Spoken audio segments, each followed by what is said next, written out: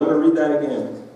Because he had another spirit with him, and, keyword and, hath followed me fully, him I will bring into the land whereinto he went, and his seed shall possess it. Caleb and Joshua are the only ones that get to conquer the promised land. Everyone else dies. Because he's willing to follow God fully. And the Lord spoke unto Moses, verse 26, and Aaron, saying, How long shall I bear with this evil congregation which murmur against me? I have heard the murmurings of the children of Israel which they murmur against me. Say unto them, As truly as I live, saith the Lord, as ye have spoken in mine ears, so will I do to you. Your carcasses, harsh word, your carcasses shall fall in this wilderness, and all that were numbered of you, according to your whole number, from 20 years old and upward, which have murmured against me, you're all wiped out. Even the ones that didn't make the decision, they didn't make the vote, they got wiped out too. Passivity is often a used excuse. I don't care about government. I don't care, it doesn't involve me. I'm not part of it. Your silence is consent. Amen. Amen. We've got to stop being silent. Condemnation can follow you too.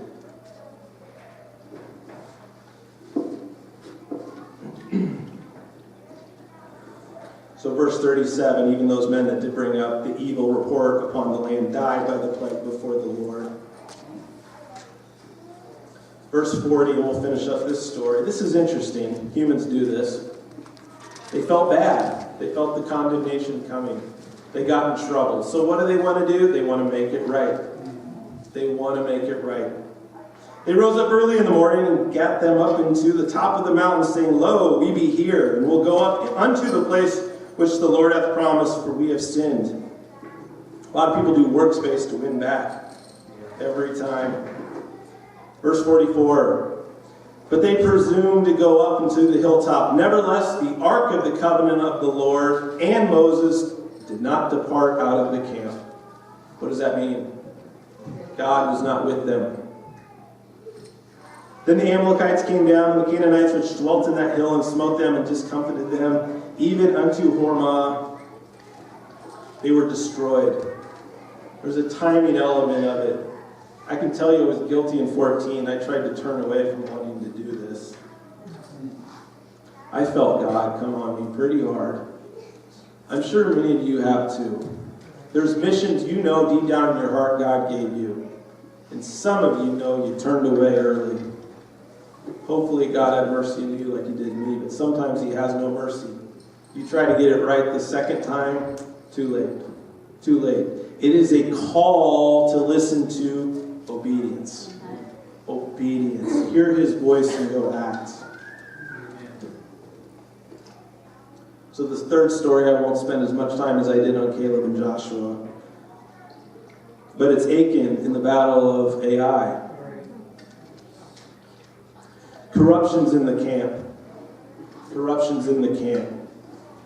One of my central messages, you will not win the victory until corruption is in the camp.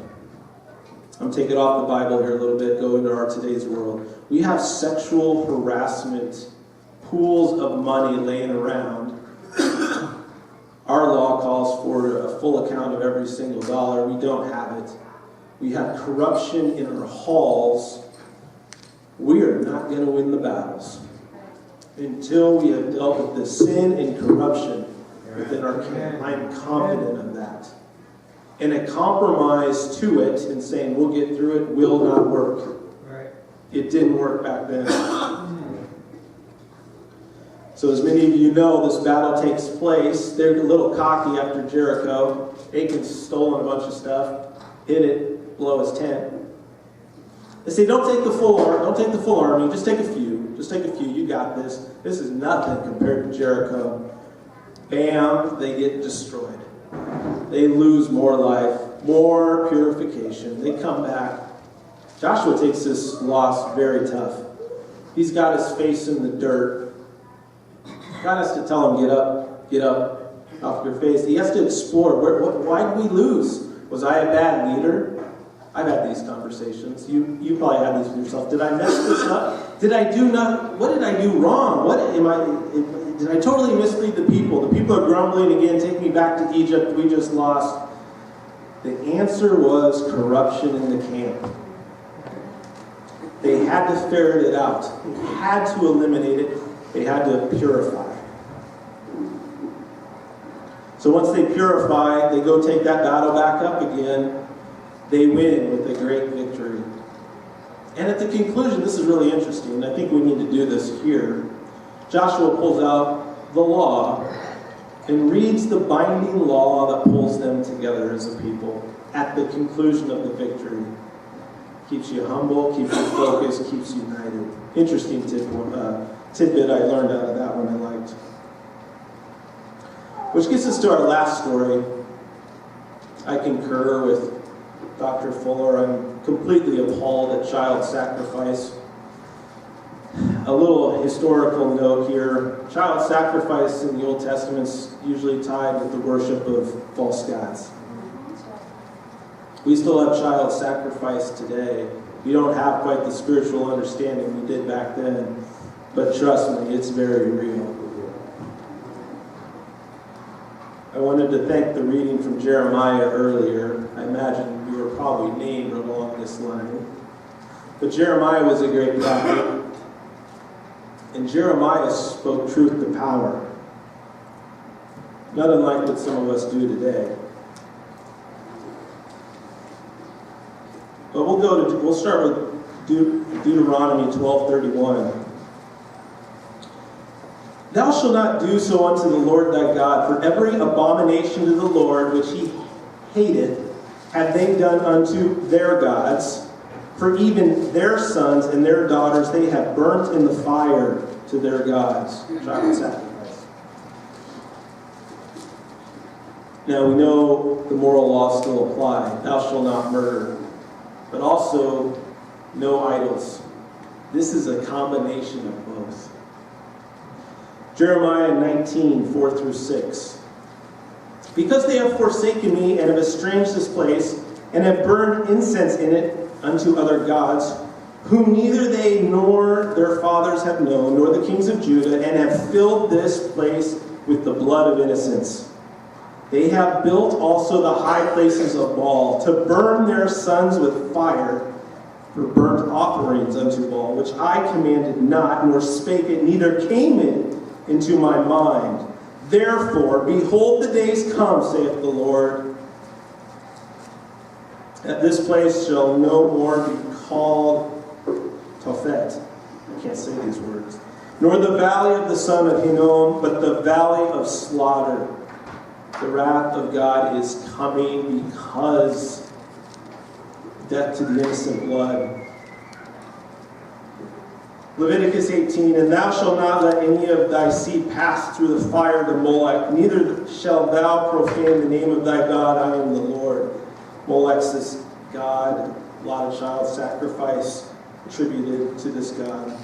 Leviticus 24-5, and if the people of the land do anyways hide their eyes from the man, when he giveth of his seed unto Molech, and kill him not, then I will set my face against that man, and against his family, and will cut him off, and all that go a-whoring after him, to commit whoredom with Molech from their people.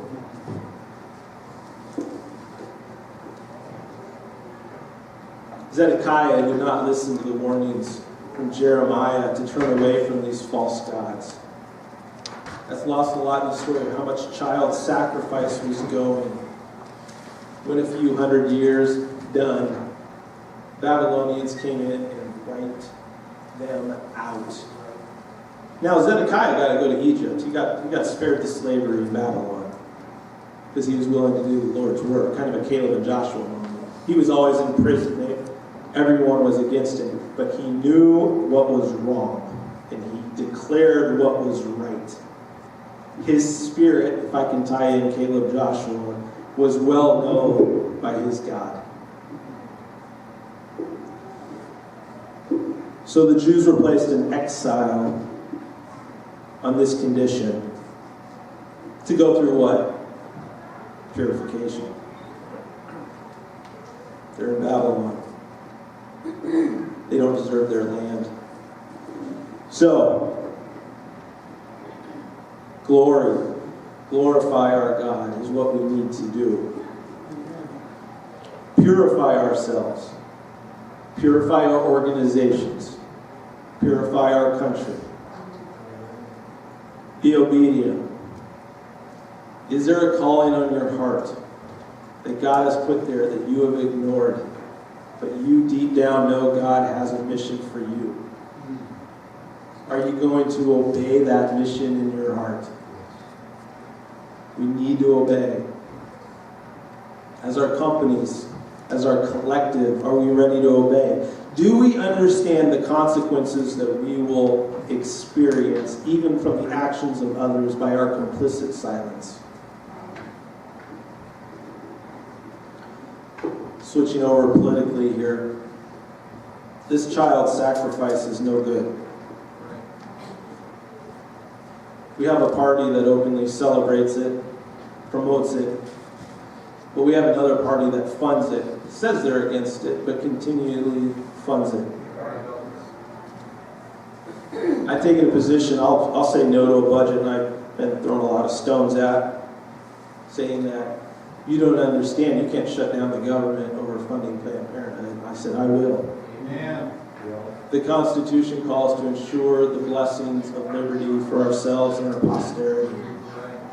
There is going to be no blessings if we believe we have to fund the end of human life to get a budget passed.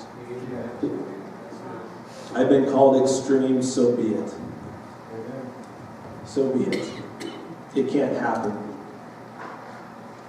So, what are some of the obstacles that Jesus went up against and you'll go up against? Well, turn to John 12:42.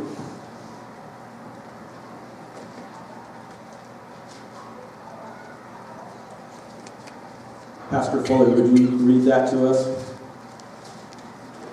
Nevertheless, among the chief rulers also many believed on him, but because of the Pharisees they did not confess him, lest they should be put out of the synagogue.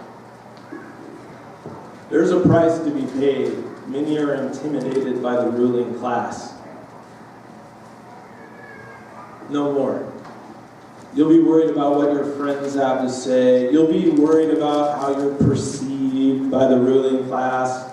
Don't stand with them. There's death in the desert on this stuff.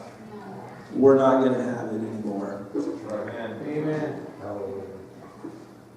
Colossians 2:8 tells us, as believers, we must see to it that no one takes you captive through hollow and deceptive philosophy, which depends on human tradition and the basic principles of this world rather than on Christ. There is a lot of smooth talkers with deceptive philosophy. It goes through your ears and says, wow, that guy sounds really smart. But it's deceptive. We can't stand for that either. There's a lot of proud people up there. Luke 18:9-14.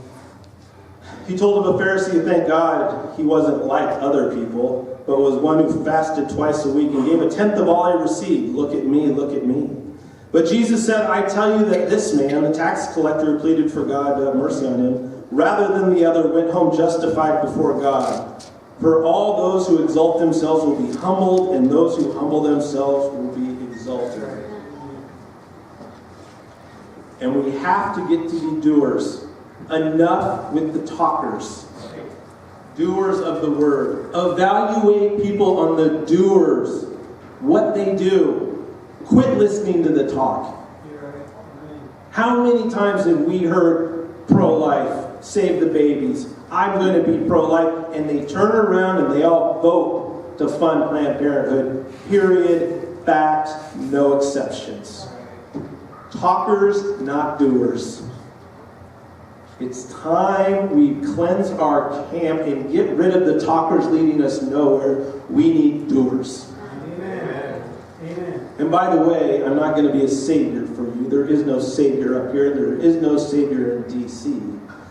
Part of the job is yours in your community period. You are the lights in your community.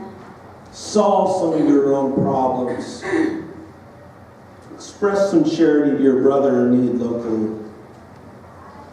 That's where this belongs. Oh, here's the verse. James 1:22 through 25. But be ye doers of the word, and not hearers only, deceiving your own selves. For if any be a hearer of the word, and not a doer, he is like unto a man beholding his natural face in a glass. For he beholdeth himself, and goeth his way, and straightway forgetteth that manner of man he was. But whoso looketh into the perfect law of liberty, and continueth therein, he be not a forgetful hearer, but a doer of the work, this man shall be blessed in his deed. So, what are we doing again, bud? Glorifying, purifying, being obedient. Amen. Remember that in our daily walk, in our communities, in our churches, in our families. God has big things planned for each and every one of us if we follow those steps. There's a reason we get up here and we sing glory to our God to start the service. Glorify ourselves. We ask for forgiveness. We do the communion. We purify ourselves. Now, when we go out the door, are we going to be obedient? Are we going to be obedient? The answer has got to be yes. Amen. The answer has to be yes. And we will make change. So, thank you for having me today. It's been a pleasure preaching with you and being with you. And thanks for the gifts you brought me just in my own search through this sermon. It was awesome. It was awesome. God bless.